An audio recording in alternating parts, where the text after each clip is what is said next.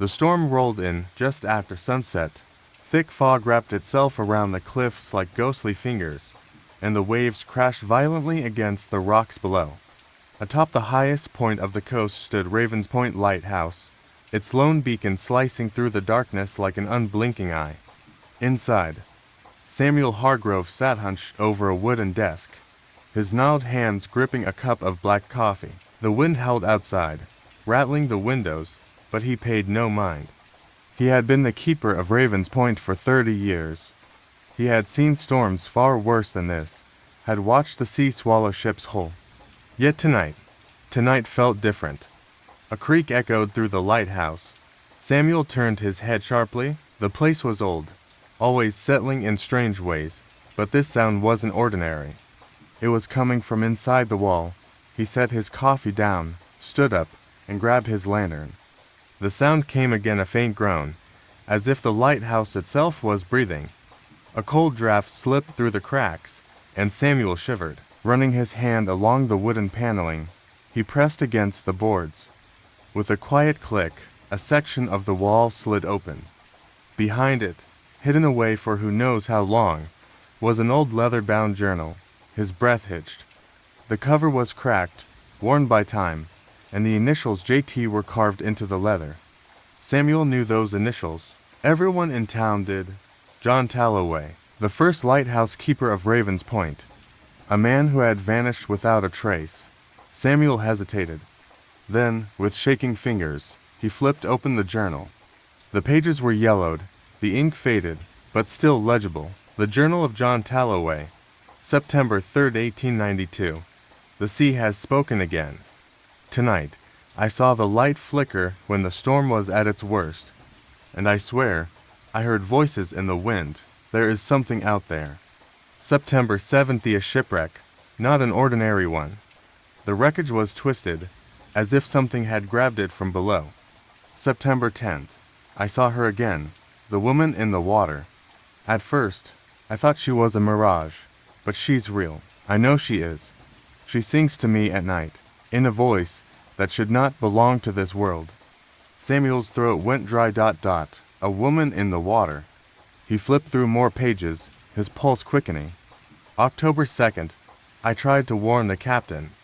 I told him not to set sail in these waters, not with her watching. He laughed. The next morning, his ship was gone. Only the wreckage remained. October 11th, I can't do this anymore. She whispers to me now, even when I try to sleep. She tells me to let go. That the lighthouse is meant to guide ships to safety, but to call them in, to bring them to her. Samuel's hands tightened around the journal. He turned to the final entry, October 15th. If you are reading this, then you've heard her too. Don't listen, don't answer her. If you do, you will disappear, just like me. The ink trailed off, as if Talloway had dropped the pen mid-sentence.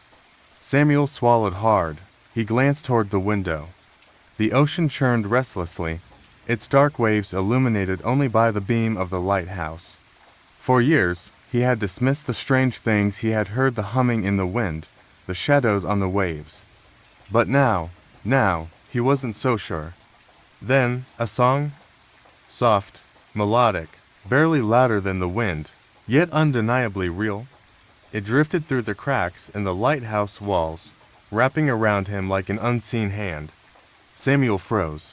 The voice was beautiful but wrong. It was too perfect, like a note struck on an instrument that shouldn't exist.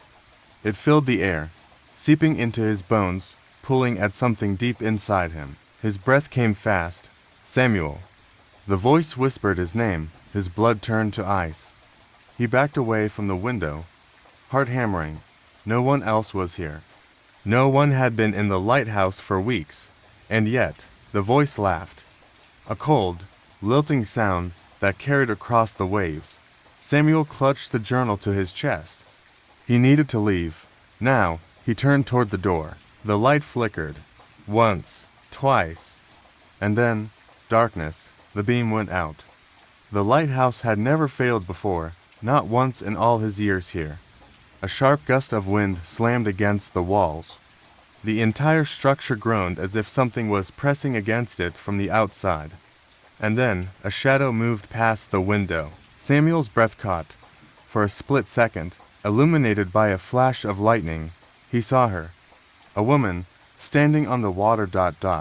Her skin was pale as the moon, her eyes dark pools of endless depth. Her long, black hair floated around her, undisturbed by the wind. She smiled a slow, knowing curve of her lips. Then she moved, not walked, not swam. She glided. Samuel staggered back. The journal fell from his hands. The pages flipped wildly in the wind, as if trying to warn him one last time. But it was too late. The voice grew louder, filling his head, drowning out his thoughts. "Come to me, Samuel." His feet moved on their own. He didn't want to go. But his body disobeyed him. Step, step. His boots thudded against the wooden floor as he stumbled toward the door, toward the cliffs, toward the sea. A final whisper echoed in his mind, a lullaby made of salt and sorrow. The lighthouse was never meant to save them. It was meant to call them in, to bring them to her. The storm raged on. The waves crashed below.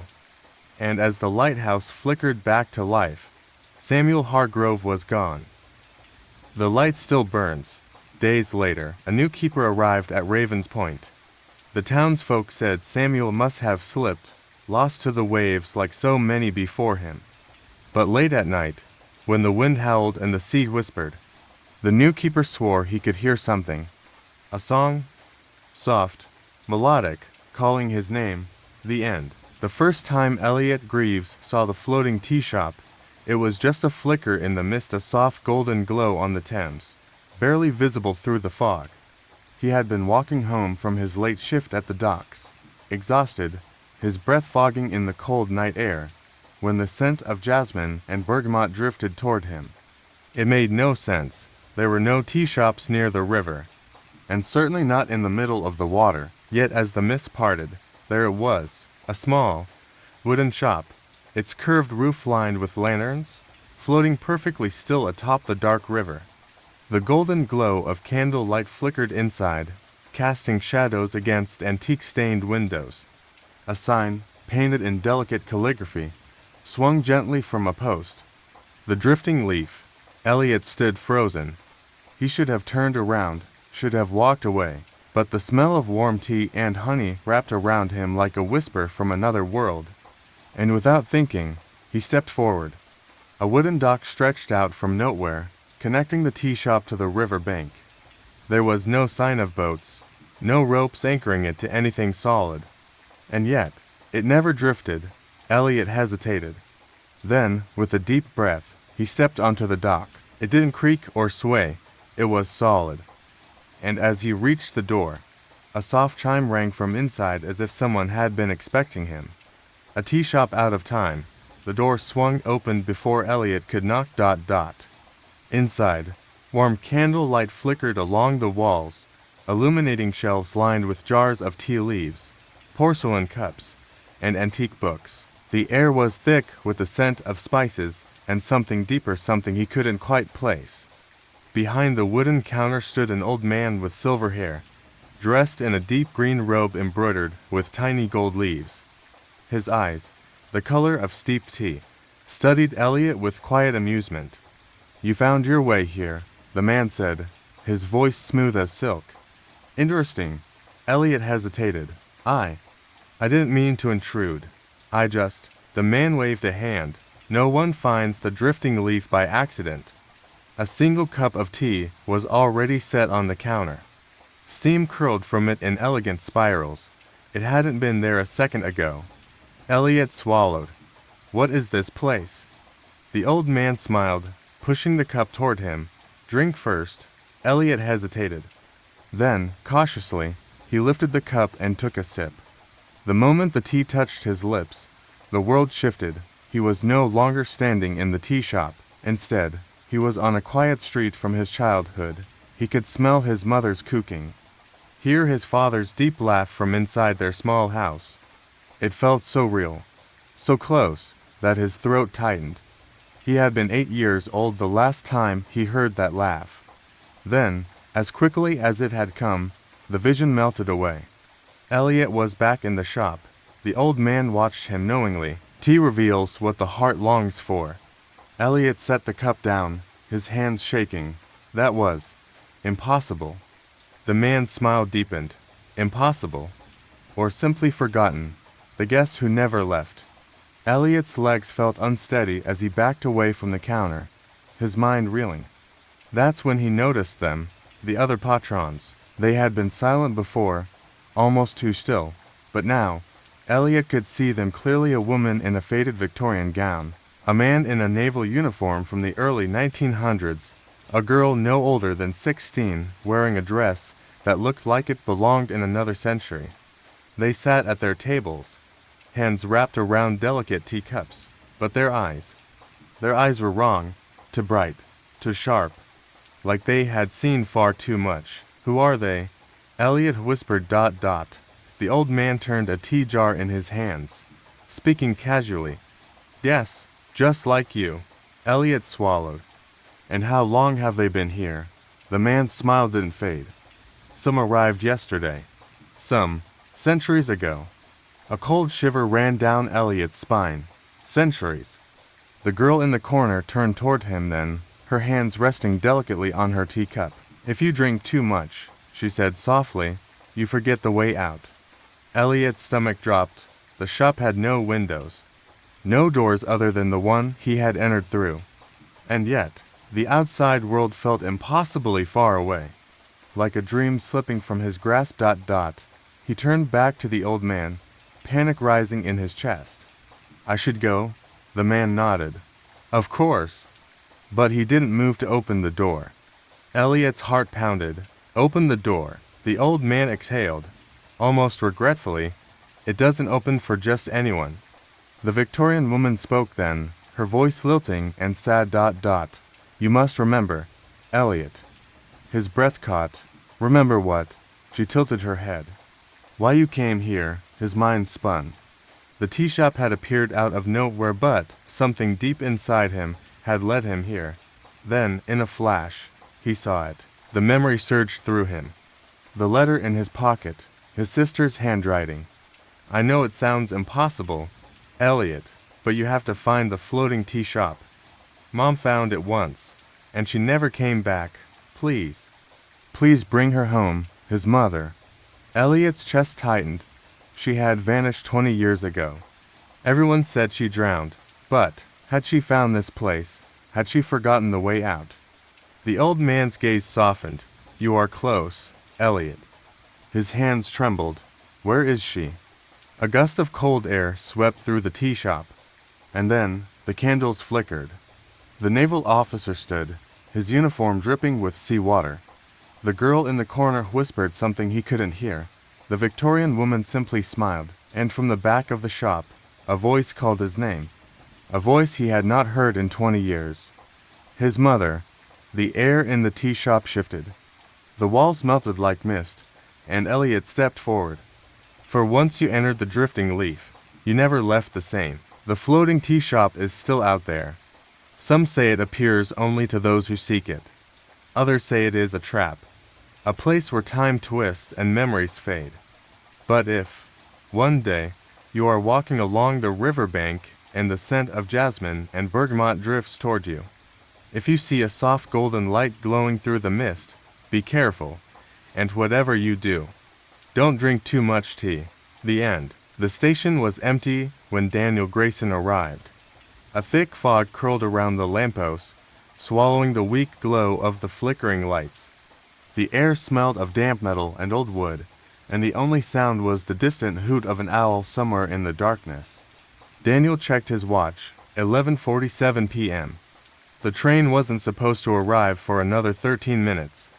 But he had a strange feeling, one he couldn't shake. Something was off. It wasn't just the silence. This station, even at this hour, should have had at least a few late-night travelers. A station attendant, anyone. But tonight, there was only him, and the ticket in his hand. One-way passage, no returns. The words were printed in bold, black ink, but there was no destination, no city name, Just a train number T717. Daniel exhaled, his breath fogging in the cold night air. Why had he come here? The letter. He reached into his coat pocket and pulled it out, his fingers brushing against the wax seal. No sender, no signature, just a single line scrawled in elegant handwriting. If you want answers about your brother, take the 12 a.m. train. Don't be late. Daniel's stomach tightened. His brother, Matthew, had been missing for 6 years. No clues, no body, just gone. And now, suddenly, this letter had arrived delivered with no return address, urging him to board a train that didn't exist on any official schedule. It was insane. It had to be a joke, but he couldn't ignore it. A distant rumble broke through the silence. Then, from the fog, a headlight appeared. Daniel's breath hitched. The train was coming. A train that shouldn't exist. It emerged from the fog slowly, like a shadow peeling itself free from the night. The engine was old, its metal body covered in dark iron and lined with silver engravings that shimmered in the moonlight. But it wasn't rusted, nor did it screech like an antique machine. It moved smoothly, effortlessly, like it wasn't touching the ground at all. The air around it felt wrong, too still, too heavy. The train pulled into the station without a sound. No hiss of brakes, no screeching of metal. Just silence. Then the doors slid open. A wave of cold air rushed out, carrying the scent of burnt paper and old perfume. Daniel swallowed hard, and then he stepped inside. Passengers from another time. The interior was not what he expected. The train car was dimly lit, lined with red velvet seats and chandeliers that flickered like candlelight. The air felt thick, like stepping into a memory. And then he saw them, the passengers. There were at least a dozen people sitting in the car, all dressed in clothing from different eras, a woman in a Victorian gown, a man in a 1920s pinstripe suit, a young girl in a faded 1950s dress clutching a stuffed rabbit. None of them spoke. None of them even moved. Their eyes followed him as he stepped forward, but their faces were too pale, too still, like mannequins frozen in time. A whisper brushed against his ear. "Sit down, Daniel." His blood ran cold. He turned sharply, but no one had spoken. At the far end of the car, a man in a gray conductor's uniform stood by the next door. His face was hidden beneath the brim of his cap, his posture unnaturally stiff. "Welcome aboard," the conductor said. His voice was smooth, polished but wrong. "We've been expecting you." Daniel's pulse pounded. "Where is this train going?" The conductor's lips curled into a smile. "Somewhere between here and nowhere." The truth about the missing. The train lurched forward. Daniel stumbled, catching himself on the nearest seat. Outside the windows, the fog thickened, swallowing the world beyond. He turned back to the conductor. "I got a letter about my brother, Matthew Grayson. He disappeared 6 years ago." For the first time, the conductor's expression changed. It was slight, a twitch in his jaw, a flicker in his eyes. But it was there, and Daniel saw it. "Tell me where he is," Daniel demanded. "Tell me what this train is." The conductor exhaled slowly, as if considering something. Then he reached into his coat and pulled out a pocket watch. The moment Daniel saw it, his breath caught. He recognized it. It was Matthew's. Scratched, old, but still ticking, still working. The conductor held it out. "Your brother was here once." Daniel's chest tightened. "Was." The conductor tilted his head. "Tell me, Daniel, what do you remember about the night he disappeared?" Daniel's breath hitched, and suddenly he remembered. The old bridge, the storm. Matthew standing at the edge, looking back one last time before the fog swallowed him whole. Daniel had always told himself that Matthew had fallen, that it had been an accident, but now he saw something else. A train. Emerging from the mist, Matthew stepping aboard, and then vanishing. He had taken this train. Daniel's hands shook. "Where is he now?" The conductor's eyes darkened. "That depends on you." The final stop. The train's lights flickered. The passengers, still silent, stared at him. The conductor stepped closer. "You have a choice, Daniel." Daniel's pulse pounded. What choice? The conductor's lips barely moved. "You can get off at the next stop. Or stay and search for your brother." The train groaned, the sound vibrating in Daniel's bones. He turned toward the window. The fog was thinning. For the first time, he could see lights ahead, a station platform, thus barely coming into view. The first stop. If he left now, he would wake up in his own world. The memory of this train, this night, would fade like a dream. But if he stayed, the conductor tilted his head. Most never come back. Daniel's fingers tightened around the pocket watch. He thought about Matthew ... the brother who had vanished into the fog, lost to something no one else could see. Maybe he was gone. Maybe this was a trap. But maybe just maybe he was still waiting. Daniel exhaled and stepped forward. The conductor smiled. The doors slid shut, the lights dimmed, and as the train plunged into the fog once more, the station vanished behind them. The train still runs. Some say it only appears to those searching for something lost. Others say it's a passage between worlds, a bridge between the living and the forgotten. But if you ever find yourself standing at a station alone at midnight, and you see a train with no number, no destination, be careful, because once you step aboard, you may never find your way back. The end. It began with a book that shouldn't exist. Eleanor Hawthorne had always been a creature of habit. Every evening after work, she would visit the Holloway Library, a grand, ancient building tucked between modern high-rises. Its stone walls smelled of old parchment and ink, and its endless shelves carried books long forgotten by time. But tonight was different, because tonight, the library wasn't supposed to be open. She had arrived out of habit, expecting to find its heavy iron gates locked. But instead, the doors stood open, yawning into a vast, dark interior.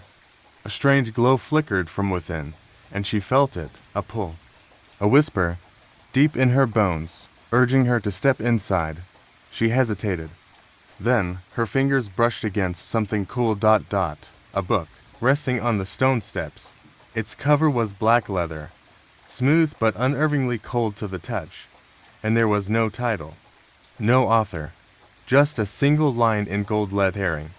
"To the one who seeks what should not be found." Eleanor's chest tightened. Then, the library door creaked wider, and before she could stop herself, she stepped inside. A library with no end. The moment she crossed the threshold, the doors slammed shut behind her. Eleanor spun, her heartbeat hammering, but the doors were gone. In their place stood shelves towering, endless shelves stretching into a darkness that swallowed the ceiling. She turned back, expecting the familiar wooden desk where the librarian, Mr. Caldwell, usually sat. But the library was not the same. It was vast, infinitely larger than it had ever been before. The shelves stretched into the distance, bending and twisting as if ignoring the laws of physics. Staircases spiraled in impossible directions, leading to bookshelves floating in midair. The space was alive. Books floated from one shelf to another, moving of their own accord. Pages whispered as they flipped, even though no one was reading them. The chandeliers above glowed not with electric bulbs, but with floating orbs of golden light, flickering like captured stars. And yet, there was no one else here. At least, that's what she thought, until she heard the whisper. "Keep reading." Eleanor's breath hitched. She turned, but there was no one there. And yet, deep in the endless corridors of books, she felt something watching. The forbidden section. Eleanor gripped the book she had found outside and began walking. Her footsteps echoed through the towering halls, swallowed by the endless rows of books. She moved past shelves filled with volumes that had no titles, their covers blank. Some books were locked with iron chains. Others whispered as she passed, as if desperate to be read. Then she saw it, a door, unlike the rest of the library, which was warm and golden. This door was deep black like a void cut from the world itself. Above it, carved in stone, were 3 words. The forbidden section. Eleanor's pulse quickened. She knew she shouldn't enter, but she also knew this place wasn't a normal library anymore. And something inside her whispered, "This door is for you." She reached out, fingers brushing the handle. It was ice cold. Then the door opened on its own, and she stepped through, the book that read her. Inside, the air was thick. The room was smaller than expected, lined with shelves that curved in unnatural shapes. A single wooden table sat in the center, and on it, a book. It wasn't like the others. It was open, and the pages were not blank. They were filled with words, her words. Eleanor leaned in, heart pounding. It was her handwriting, her life. Every thought, every moment, every choice she had ever made written down. And as she watched, the book began writing on its own. Eleanor Hawthorne stood in the forbidden section, staring at the book that held her past. She did not yet realize it also held her future. Eleanor's blood turned to ice. The book was writing what was happening right now. And then the next line appeared. She turned, just in time to see the shadow behind her. Eleanor's breath caught. A chill ran down her spine. Slowly, terribly, she turned and saw it. The librarian. The figure was tall and thin, its long, shadowy fingers resting against a shelf. Its face was not a face, just a smooth, featureless void, as if someone had erased its identity from existence. It wore a librarian's coat, and when it spoke, its voice was not a voice, it was inside her head, a whisper clawing into her thoughts. "You were not meant to read that." Eleanor stumbled back. The figure stepped forward. The book in front of her flipped its own pages violently, as if trying to shut itself. But Eleanor saw one last line appear before it did. Run. She did. The escape that wasn't. Eleanor sprinted through the endless halls, her breath ragged. The shadows moved. Shelves shifted, twisting the library's layout. The exit, if there even was one, was nowhere in sight. Behind her, the whispering voice followed. "You cannot leave. You are a story now." Eleanor's pulse pounded. She turned down a corridor. Desperate hands saw it. The book. The black leather book she had found on the steps. But now it was on a pedestal, waiting for her. She skidded to a halt, her instincts screaming. Something told her this was the choice. She could run forever, be lost in the endless library, or open the book. Her hands shook as she reached out and flipped the cover, the final chapter. The book's pages began turning on their own. Faster, faster until they stopped, and then the library vanished. Eleanor gasped, finding herself outside, back on the library steps. The night air was cold, the city lights blinking in the distance. Had it been a dream? She looked down. The black book was gone, but the library behind her was no longer there. In its place was an empty lot, as if it had never existed, but deep in her pocket, something pressed against her palm. She reached in and pulled out a single page. It was from the book. And on it, in gold lettering, was a single sentence. Some stories never end. They only wait for the next reader. The end. The village of Evermere was small, quiet, and unremarkable except for one thing. Every night, without fail, the moonlight bathed the garden of Elias Thorne in an eerie, silver glow, making the flowers shimmer like stars trapped in petals. Elias was the village's gardener, an old man with hands withered from years of tending to the earth. His garden was no ordinary one, it was alive in ways no one could explain. The vines moved when no wind blew. The flowers whispered in languages unknown, and beneath the soil, something strange pulsed. No one knew why, no one except Elias. Because he had a secret, one that had started 50 years ago, and one that was about to be discovered. A garden of secrets. As the full moon rose over Evermere, Elias stood among his flowers, running his fingers over their glowing petals. Each one had been planted with care, with love, and with something else. Something the villagers must never know. Because his garden did not grow from seeds. It grew from dreams, whispers, Memories. Elias had not always been a gardener. Long ago, he had been a scholar, a seeker of forbidden knowledge. In his youth, he had discovered a truth that had changed him forever. The moon was not just a light in the sky. It was a watcher ... a keeper of lost things. And for those who knew how to listen, it could give something in return. He had been young, reckless, desperate to uncover the unknown. One fateful night, beneath the full moon's glow, he had performed a ritual silent prayer, an offering. In exchange for knowledge, he had given the moon a piece of himself, and the moon had answered ... The next morning, he had woken to find his first flower blooming a luminous silver lily, unlike any other. At first, he had thought it was merely beautiful. Then, when he touched its petals, he heard a voice, a whisper from a memory that was not his own, and he realized the moon had gifted him knowledge. But it had also taken something in return, because from that day forward, Elias's own memories had begun to fade. The stranger who knew too much. Elias had long since accepted the weight of his choices, tending to his enchanted garden in solitude. But tonight, something felt different. The air was too still, the moonlight felt too heavy ... And then he heard it, footsteps. Slow, careful, not belonging to any villager. Elias turned, gripping his cane. A figure stood at the garden's edge, a woman in dark robes, her face hidden beneath a hood. But when she spoke, her voice was calm, knowing. You have been tending stolen things, Elias Thorne. His breath hitched, because he knew exactly what she meant ... The moon's collector. The woman stepped forward, her shadow stretching long under the moonlight. Elias tightened his grip on his cane. I don't know what you're talking about. The woman lifted her head slightly, revealing eyes that glowed like silver pools the same color as his flowers. Do not lie, she murmured. You have taken what belongs to the sky. Elias swallowed hard. She knew. He had spent decades planting memories, stolen dreams, lost whispers, the thoughts of those who had long since passed.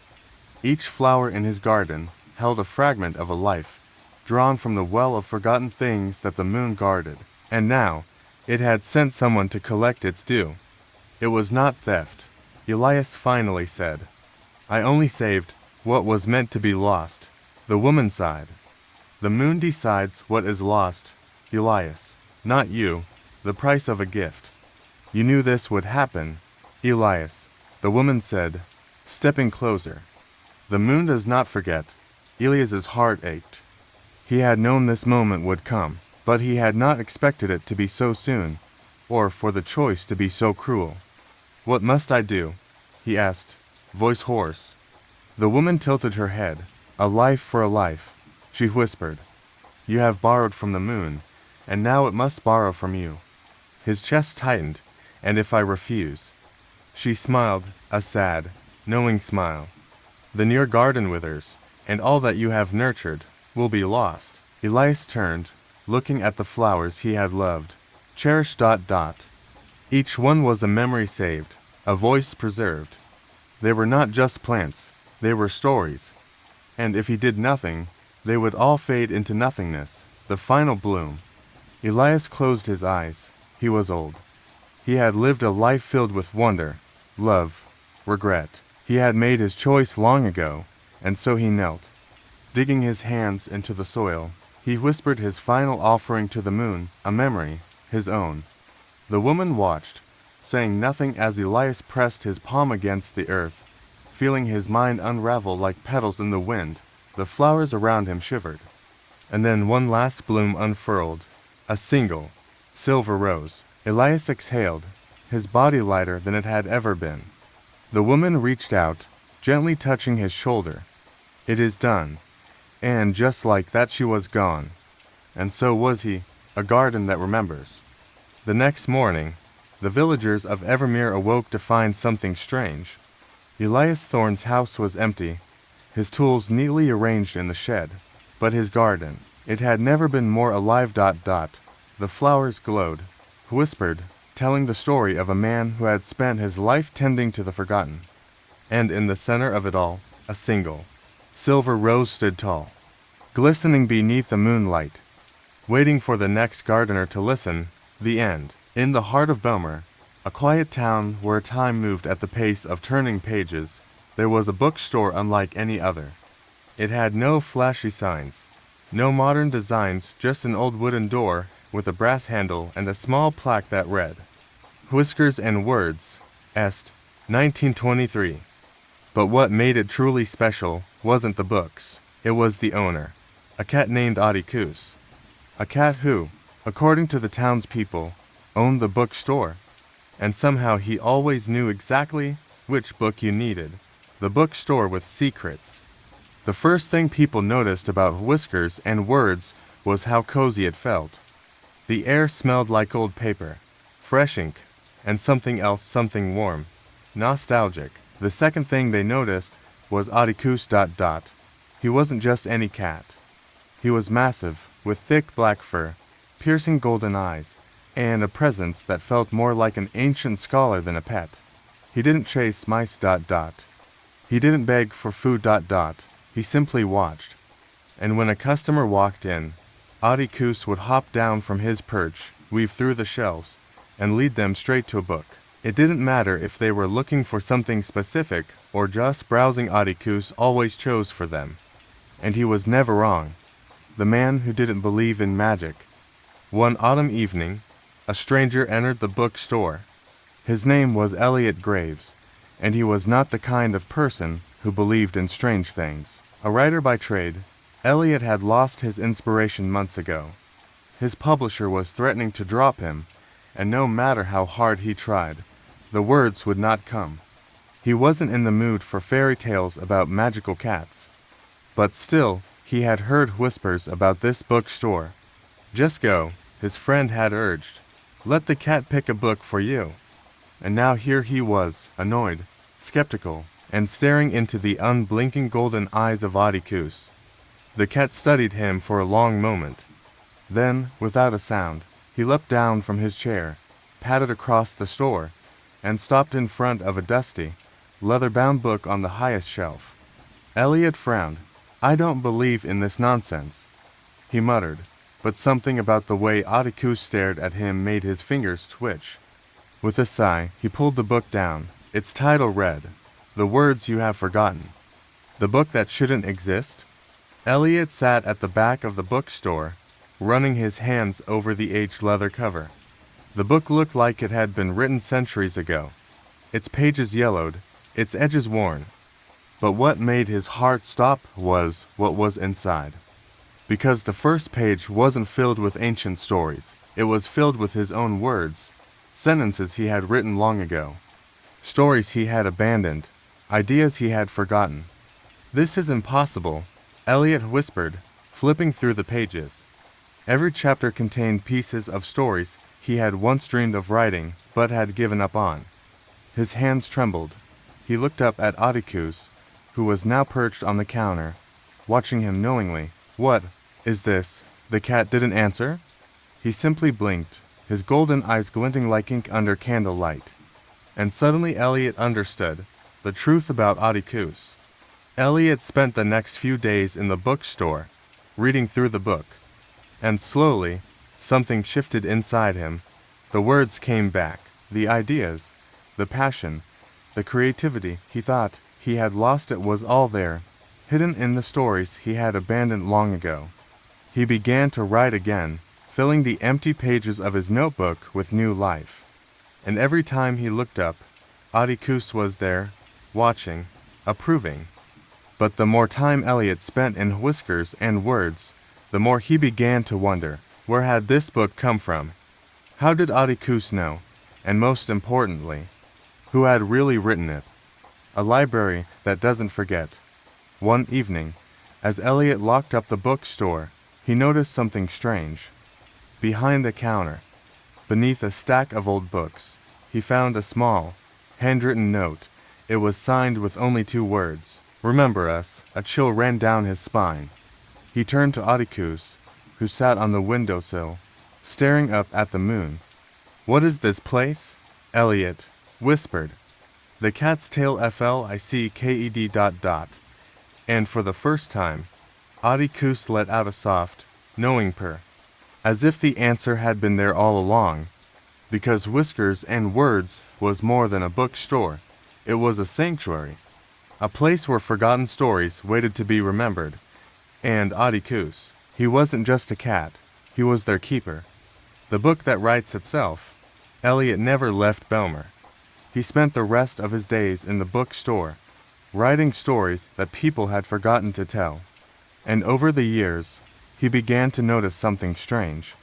Every time someone walked in feeling lost, uninspired, or broken, Atticus would lead them to a specific book, and more often than not, that book contained exactly what they needed to read. Because books, like memories, never truly disappear. They simply wait for the right person to find them. And Atticus made sure they did. A story without an ending. No one knew how old Atticus truly was. Some claimed he had always been there, others swore they had seen him in old photographs, unchanged over decades. But one thing remained certain. As long as Whiskers and Words stood, Atticus would be there ... watching, waiting, guiding lost souls back to the stories they had forgotten. And perhaps, one day, he might lead you to a book, too. The End. A hidden studio in the city. Deep in the heart of Eldermere, where cobblestone streets twisted like veins through the old city, there was a small, nearly invisible alley. Most people walked past it without a second glance, as if their minds refused to acknowledge its existence. But for those who were lost, broken, or searching for something they couldn't name, the alley seemed to call to them. And at the very end of that alley stood a tiny, ivy-covered studio. There was no sign, no business hours, just an old wooden door with a brass knocker shaped like an eye. The building itself looked older than the city, its stone walls weathered by time. Few people ever entered, but those who did never left the same. For inside that studio worked Lucien Voss the painter, who could capture dreams. The artist with a gift. Lucien was a man of few words, but his paintings spoke volumes. No one knew how old he was. Some claimed he had been there for centuries, his face unchanged.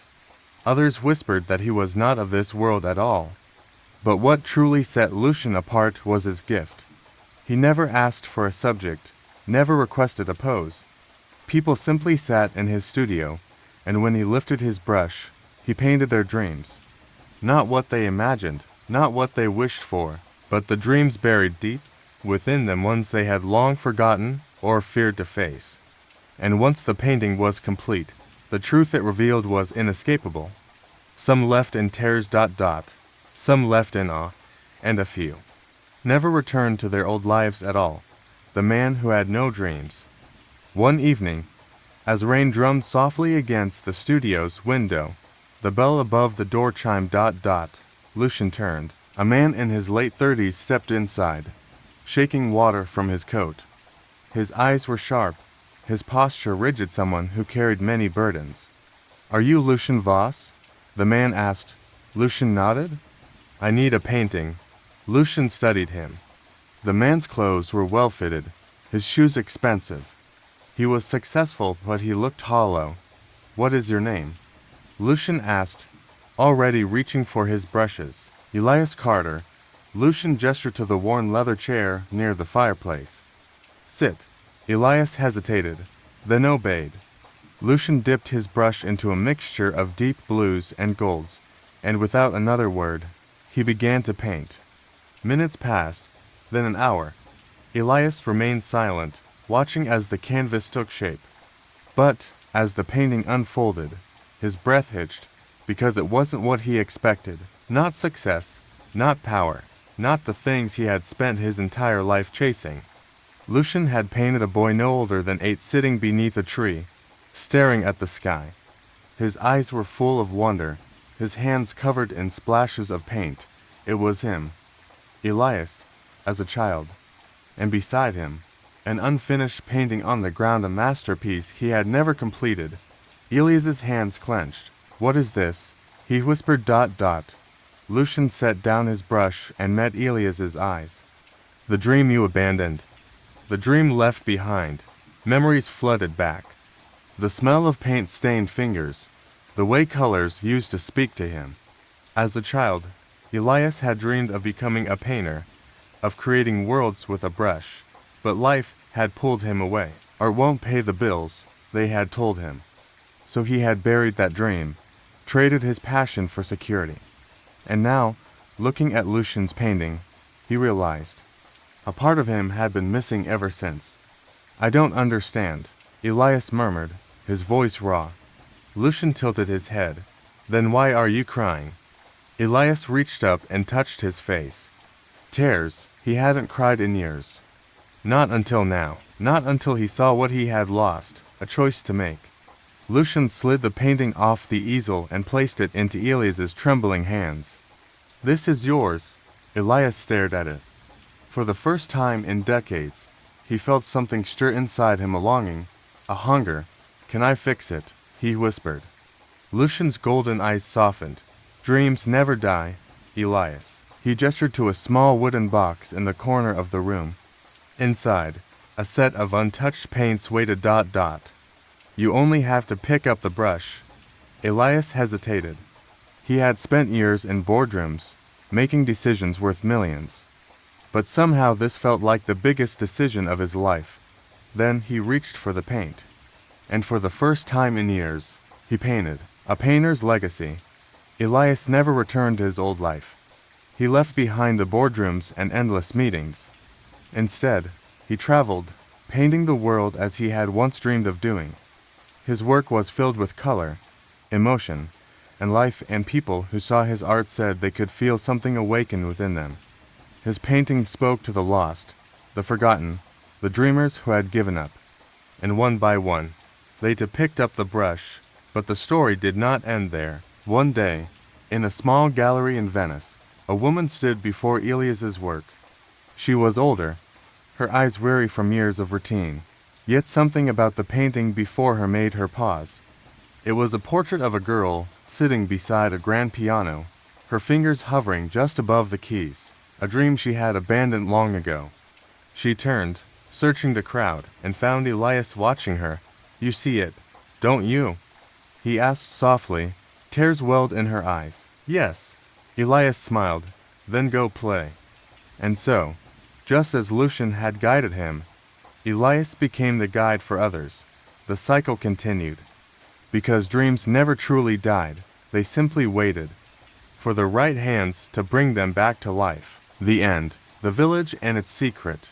In the heart of an ancient valley, where mist rolled over the hills like ghostly fingers and the air smelled of damp earth and forgotten time, there lay a small village called Rivenmore. Rivenmore was like any other quiet settlement, stone cottages, winding dirt roads, and villagers who lived simple, predictable lives. But there was one thing that set it apart, a river. It ran through the village, cutting it in half like a silver blade, its waters eerily still, as if it were waiting for something. And at night, when the world turned quiet, it whispered. No one knew where the whispers came from. Some believed it was the wind playing tricks. Others said it was the spirits of the drowned, calling for company. But one rule was absolute. No one was allowed near the river after sunset. No one broke the rule until Jonas did. The boy who didn't listen. Jonas was 17, restless, and reckless. While others in the village followed the rules without question, he wanted answers. He had grown up hearing the stories the river stole souls. The whispers drove people mad, and anyone who stepped into the water at night would never return. But Jonas didn't believe in ghost stories. One evening, as the sun bled into the horizon, he stood at the edge of the river, staring into its ink-black depths. The whispers had started, soft at first, like a conversation just beyond his hearing. Then clearer, come closer, his breath hitched. It sounded like a woman's voice, smooth and sorrowful. Jonas's heart pounded, but he took a step forward, and another. The villagers always warned him, but they never explained why. What if the whispers were just that, whispers? Nothing supernatural, nothing dangerous. A final step brought him to the water's edge. The whisper turned into a sigh. Then a hand shot out of the water. Jonas barely had time to scream before icy fingers wrapped around his ankle and yanked him forward. The world blurred. The river swallowed him whole. Lost beneath the surface. Darkness. Cold. Jonas flailed, but someone was dragging him deeper. Shapes moved in the murky water. Faces, pale, distorted, watching him. The whispers grew into wails, then a light. Jonas's lungs burned, his vision blurred, but he reached for it. Suddenly, he was above water, gasping, coughing. His hands scrambled for the shore, pulling himself out onto the damp earth. But something was wrong. Rivenmore was gone. The cottages, the dirt roads, the familiar hills, all of it had disappeared. He stood on the bank of a river that stretched endlessly, its waters darker than midnight, whispering louder than before. And in the distance, on the other side of the river, a figure, watching him. The woman by the river. She was draped in a tattered silver gown, her long hair flown like mist around her pale face. Her eyes, hollow and filled with sorrow, met Jonas's. "Where am I?" he croaked. She tilted her head. "You crossed." Jonas shivered. "Crossed what?" "The veil." His blood ran cold. This wasn't Rivenmore anymore. This was somewhere else. Somewhere he wasn't meant to be. Jonas scrambled back, but the woman raised a hand. "Wait." He froze. Her voice was the same one that whispered to him. "You were not supposed to enter the river," she murmured, stepping closer. "But now that you have there is something you must know." Jonas swallowed. "What?" She knelt beside the water, her fingers gliding over its surface. "This river, it is not just water. It is memory. It is sorrow. It carries the weight of those forgotten, those left behind. The ones who drowned in its depths never truly leave." Jonas's stomach twisted. "Then, what do you want from me?" She sighed. To listen, the whispers grew louder. And for the first time, Jonas understood them. They were calling names. Names of villagers. Names of people who had gone missing. Names of those who had never returned from the river. Jonas's chest tightened. He recognized them. William Horan. Sarah Finch. His voice trembled. "Those people, those are from my village." The woman nodded. They were taken. Jonas's breath hitched. Taken by who? The whispers howled, and in the reflection of the water, he saw it, a shape in the river. Something vast, shadowy, shifting beneath the surface, its eyes like lanterns in the dark. Waiting, watching, hunting. The truth beneath the water. Jonas stumbled back. "This river, it's alive." The woman's lips pressed into a thin line. "It is hungry." Jonas's mind raced. Then, if the river is taking people, why doesn't the village stop it? Why do they just warn us instead of fighting back? The woman's gaze turned distant. They tried.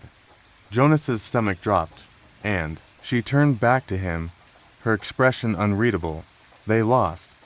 A deep groan echoed from the river, like something shifting in its depths.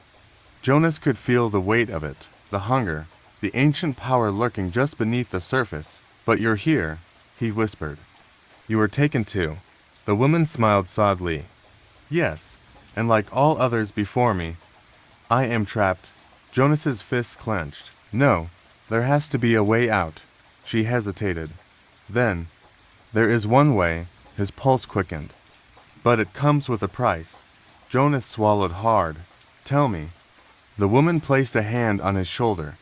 "Someone must take your place. The price of freedom." Jonas's body went cold.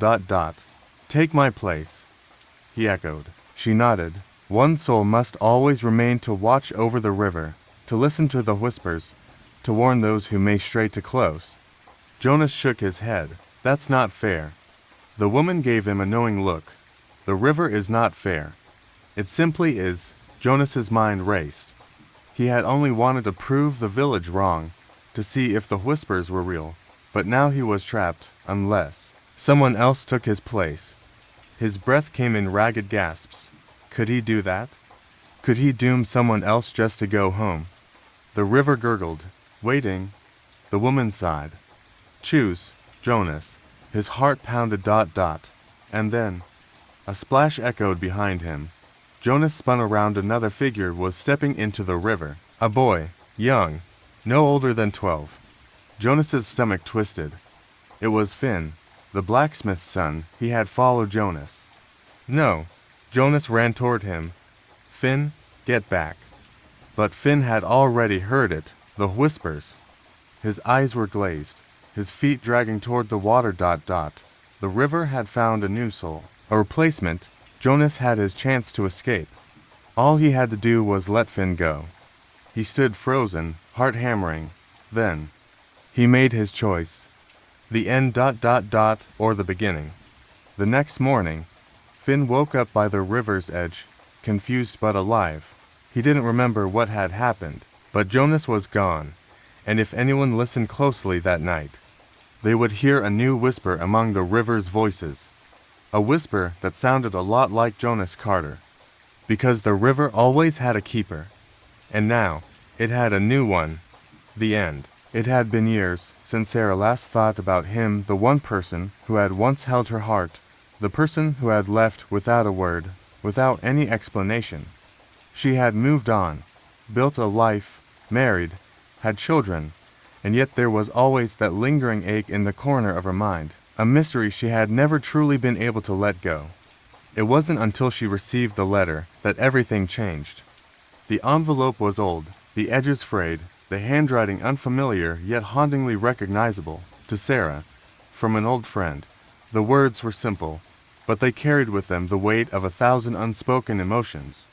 She held the letter in her hands, her heart racing as memories flooded back, memories of a summer long ago when love had been young, wild, and full of promise. How could this be possible? Her mind raced as she sat down on the couch, the world around her fading away as she unfolded the letter. The handwriting was unmistakable, and with every word, she was transported back to that time, to that place, to the boy she had once loved more than anything. The letter was from Ethan, the man who had disappeared from her life without a trace, leaving her heartbroken and confused. Sarah, I know it's been a long time, and I don't expect you to forgive me, but I can't keep living with the guilt of how I left. I've thought about you every single day since that summer, and I've never stopped wondering what could have been. I don't even know if you still think about me, but if there's a chance that you do, if there's even the smallest part of you that remembers the love we shared, I need you to know that I've never stopped loving you. I've made mistakes. I've hurt you, but I'm asking for a second chance. If you're open to it, if you can find it in your heart to forgive me, I'd like to see you again. I'll be waiting. Sarah's hands trembled as she read the letter again. Disbelief and emotions she hadn't felt in years swirling inside her. The letter had come out of nowhere, like a ghost from the past, and it shattered everything she thought she knew about her own life. She had spent so many years pushing the memory of Ethan away, locking it in a box deep inside her heart, never allowing herself to truly mourn what could have been. And now, here he was, asking for a second chance, asking for forgiveness. Could she even give it to him? Her mind was a whirlwind of questions, but one thing was clear: Ethan had never truly left her heart. She thought about how he had vanished without a trace, leaving her with nothing but unanswered questions. She had never understood why he left or what had happened to make him walk away from everything they had. In the years that followed, she had convinced herself that it didn't matter, that he wasn't worth her time or energy, that she had moved on and that life had gone on without him. She had built a family, had children, and found happiness in a way she never thought possible after Ethan's departure. But now this letter, this plea for forgiveness, was bringing it all back. The love they had shared was a memory, a beautiful, heartbreaking memory that had been tucked away for so long. She had never told anyone about Ethan, never shared the pain of his departure, and had never allowed herself to wonder what could have been. But as she sat there, holding the letter, the past came rushing back like a floodgate had been opened, and she found herself wondering whether she had truly moved on, or if part of her had always been waiting for this moment. She couldn't deny that a part of her wanted to see him again, to hear his voice, to understand why he had left. But was it too late? Could she even entertain the thought of a second chance with someone who had once abandoned her? Was forgiveness possible after all this time? Her heart ached at the thought of it. She had a family now, a husband who loved her, children who depended on her. Could she risk everything for the chance to rekindle something that had ended so painfully years ago? And yet, the thought of seeing Ethan again stirred something deep inside her, something she hadn't allowed herself to feel in years. It was the ache of a love lost, the hope for something that might have been. She could feel her emotions pulling her in two different directions, one side telling her to let the past go, to leave it buried where it belonged, and the other side urging her to find closure, to see Ethan one last time and to understand why he had walked away. The letter sat on the table in front of her, the words searing into her mind, burning with the intensity of the emotions they had stirred. Sarah knew that if she agreed to see him again, it would change everything. She would be reopening a chapter of her life that she had spent so long trying to forget. The consequences of meeting Ethan could be far-reaching, affecting not just her, but her family as well. She thought about her husband, who had been by her side for years, who had supported her through everything. She loved him, but a part of her couldn't deny the pull of the past, the curiosity about what could have been. But would meeting Ethan mean she was betraying her current life, her family, her marriage? Could she really go back to someone who had abandoned her so easily? The letter wasn't just a request for a second chance, it was a reminder of the pain she had endured, a reminder of a love that had been lost in time. But it also represented something more: hope. Hope that maybe, just maybe, there was a chance for redemption, for healing, and for a love that could withstand the test of time. As she pondered the decision, Sarah realized that the letter wasn't just a plea from Ethan. It was a call to herself, a call to confront her own feelings, to face the parts of her heart that she had buried for so long. She had to decide if she could truly forgive, if she could truly let go of the past and move forward, or if she was willing to take a risk and see what might be waiting for her. The next few days were a blur of confusion and indecision. She didn't know what to do, how to respond, or even if she should respond at all. The thought of seeing Ethan again haunted her, yet the fear of what it might do to her life kept her from taking action. Finally, after days of agonizing over it, Sarah made the decision. She would meet him, but only to get answers, only to close the door on the past once and for all. She picked up the phone and dialed the number written on the letter. Her hands were shaking as she heard the familiar voice on the other end, the voice that had once been the love of her life. "Ethan," she said softly, "I'll meet you." And with that, the door to the past was opened. She wasn't sure what would happen next, but she knew one thing for certain: this was the beginning of something new.